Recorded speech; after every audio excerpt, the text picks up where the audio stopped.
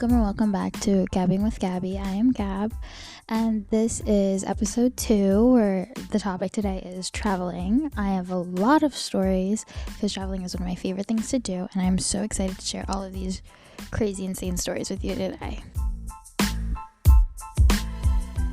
So everyone that knows me pretty much knows one of my main personality traits is traveling. I go so many places all the time, and it's one of my favorite things to do. But with that, I have many insane stories about missing flights, going to flights really, really early, crazy stories about the plane, and being on the plane so much, I have opinions based on how I think things should run, because it is definitely not functional at all. So let's get into it. So I think the first story I want to talk about today is the first time I ever missed a flight. So I was in Arizona visiting my cousin with my aunts, and we were 2 hours away from the Phoenix airport. So we had to be at the airport at 8 o'clock. That means we had to leave at 6 o'clock from our Airbnb to make it to the airport in time.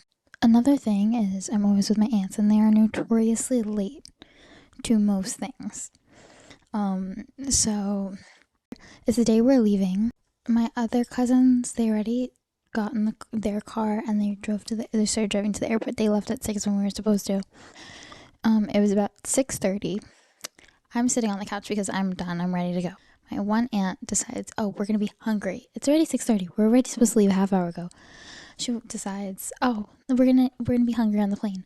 So whatever vegetables we have left on the fridge, she starts cutting up celery, and we're already late. And she's like, we're gonna be hungry on the plane. And we're like, okay.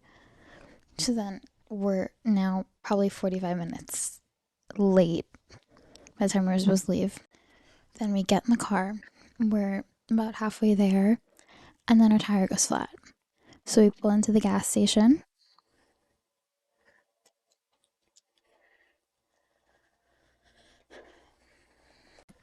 So we pull into a gas station for the air pump, and then somehow my other aunt takes air out of the tire instead of filling it.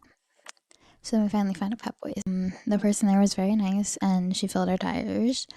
And then we left. We got to the airport, and then we're going through security after we drop off the rental car. And the thing with a rental car is you have to take the shuttle to the actual airport terminal from the rental car building. So then we're on the shuttle. We're speeding. We have to wait because it's not like you just get on and then they take you like a taxi. You have to wait for certain time slots. We finally get to the terminal. So then we're going through security, and in front of us is this mom with 2 or 3 kids, and she has all of these snacks, random snacks. She has raisins, celery sticks with peanut butter, all of this random shit. And then we're stuck behind her, and then they have to individually search her stuff. And then my aunt had a dog with her too. So then one of our bags got pulled because there was wet dog food in it. So then we're stuck waiting for them to check this lady's bag. And then so they're already holding the plane because my other cousins are on the plane already. And they're holding this plane for us, and we're sprinting because we have to sprint from all the way to the other end of the airport practically. And I was the one who had to run. And I run past the gate at first and then turn around. And when I get up to the gate, they're like, we already closed the door. Meanwhile, they closed it 1 minute early. 1 minute before we got there. And it was so crazy because we were right there. We were literally right there. Where we were at Phoenix was a really bad hotspot. So we wanted to get out of Phoenix. So then we flew, and there was no flights to where we had to go, directly. So then we flew to Baltimore to get at least there because it wasn't as bad there. So then we flew into Baltimore to stay there the night. But they also already had our bags because we checked our luggage. So then our bags made it there and we didn't. So we had to buy t-shirts in the airport. And then a toothbrush, toothpaste, all of those essentials in the airport. Booked a hotel in Baltimore last minute. And then took a shuttle from the hotel that the hotel provided. But what was so nice is since they already had our bags, we just had to wake up in the morning and take one backpack each and just get on the plane. Like, it was so simple to go through security. Like, it was so fast. We had like nothing. I remember like in the summer of that year, I had like this whole mental breakdown because like I had this dream that she like died and I didn't visit her at all. Like, because I didn't visit her since she moved down to South Carolina. It's like, oh my God, what if something did happen? Like, I like was crying to my dad. He booked a trip in like about June for December to go like during Christmas break.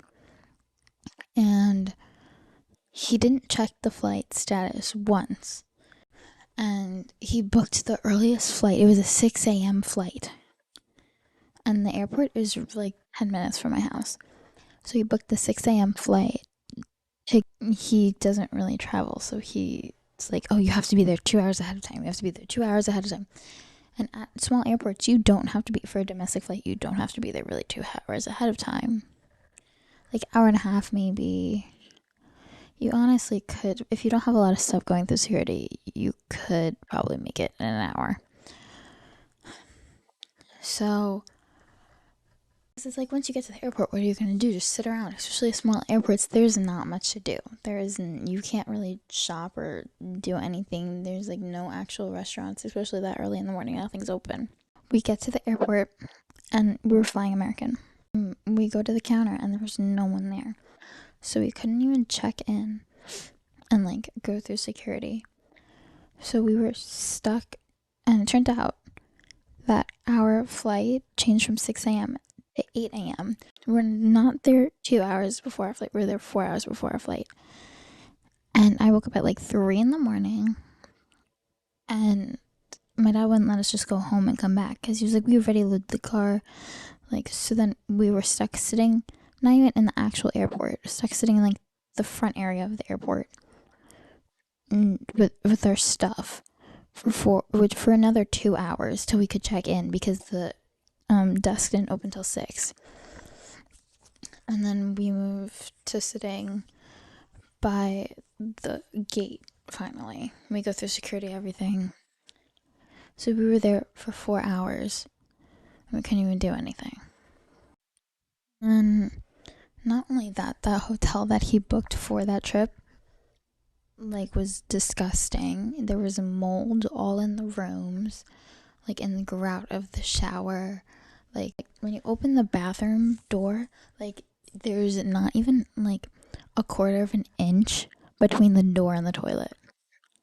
Like, it was insane. It looked like every single time you opened the door it was gonna hit the toilet. Like, it was like they were really tight on space, and it was just, I absolutely hated that trip. And then it turns out now I don't even talk to my grandma that I visited because she's not a good person. So it was like after that trip, that was like the last time I saw her, and now I don't even feel bad, honestly. But one of my favorite trips I've been on, and also one of the craziest trips I've been on, was Portugal.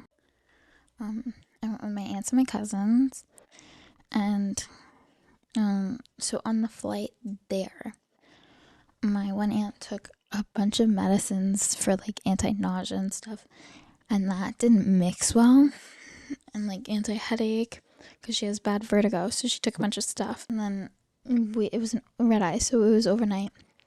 We wake up and like the plane lands and stuff, and we're sitting in the taxiway waiting to get into the gate. She pulls out like the vomit bag and she's holding it, but she misses the bag and she throws up all over my stuff. And it was karma for when in 6th grade we were on a trip to Delaware, and I had a lot of Swedish fish and chocolate, and I threw up on her. So it was karma for that all those years later. So now I was stuck cleaning up her throw up, trying not to throw up because it was absolutely disgusting. And then she starts, when we get out, we're ready to get off the plane, she's like walking away from us, like tipping over because she's not feeling well. She's like leaving us to go through customs, like, and she's like out of it.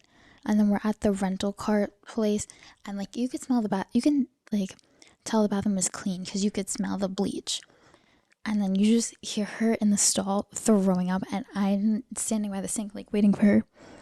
and I see people running out of the bathroom. It was so funny. I was like hysterical. Like, this is actually the funniest thing I've ever seen.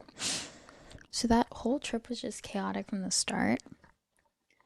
And we stayed in a bunch of different cities, and like the last city we were supposed to stay in was Lisbon for like 5 nights. And so the Airbnb we were staying at was like an old church that was converted into a home. It looked beautiful in the pictures.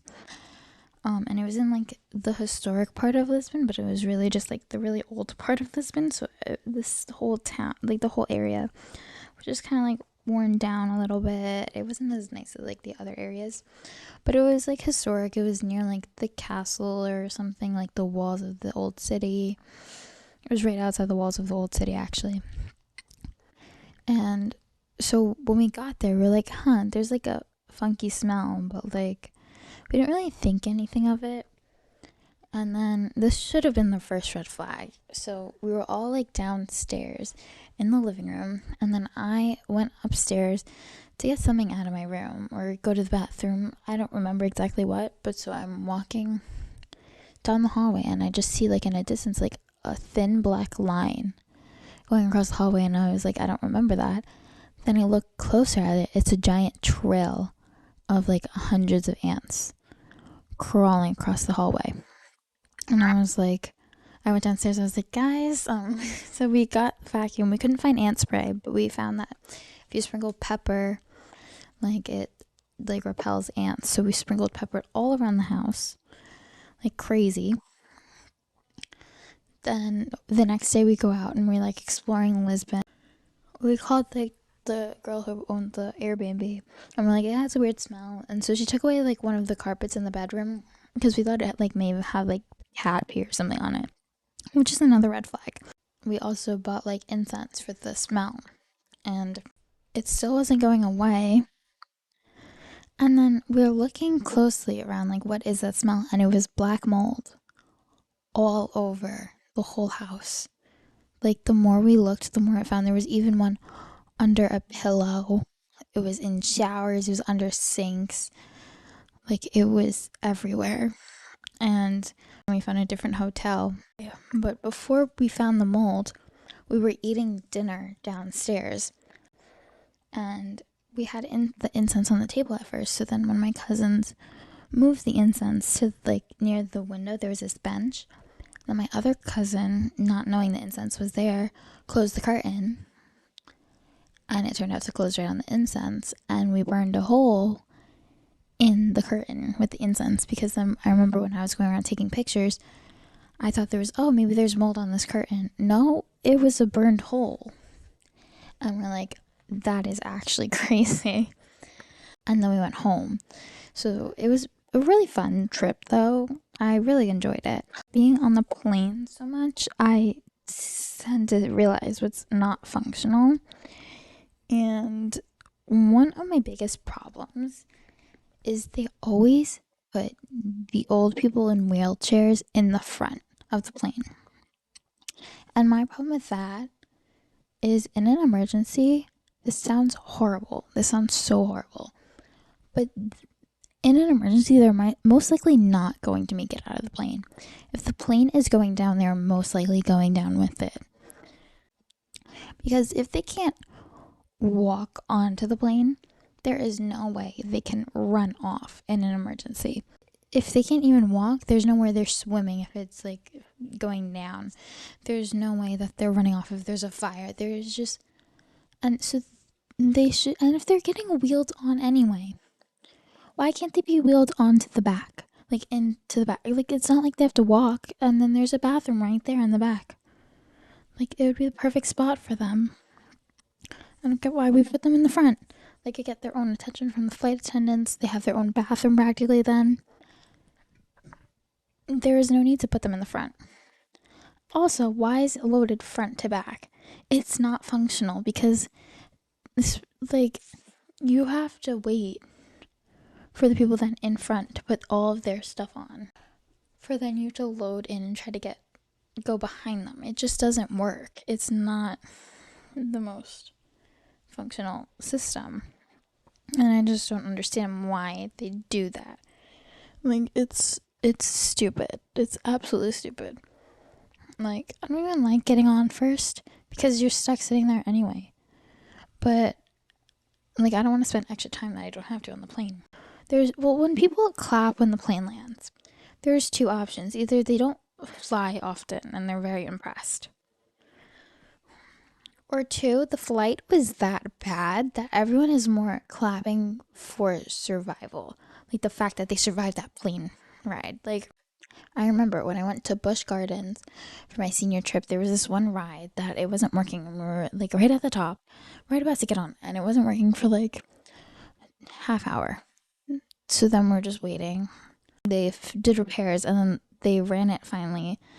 And the first group that went on though, like the seat belt went down, but then it came back up, and we were all like, and then they put it back down. Like when they came back, we were all clapping because we were like, oh my god, they made it back alive. Like, and that's the same energy that gives when people clap on a plane. Like it's more you're glad you survived and they did such a great job, because otherwise it makes no sense when you clap on the plane. I also hate in security lines how it feels like you're just like being herded through. Like they're just like, oh yeah, get in here, all packed together on the security line. The best way to wrap up this podcast about traveling is my favorite feeling in the world is looking out the plane window, and you see when you fly over like towns, you see how small everything looks. It looks like a toy. Like everything from up above is so minuscule. Everything from up above is so small. And then you realize how small you are in comparison to the universe. And it kind of like helps me in my mind realize this might feel like my world's going to end, but this is not a big the world is not going to end. I am really one human on this giant planet. The world will not end because of this one problem.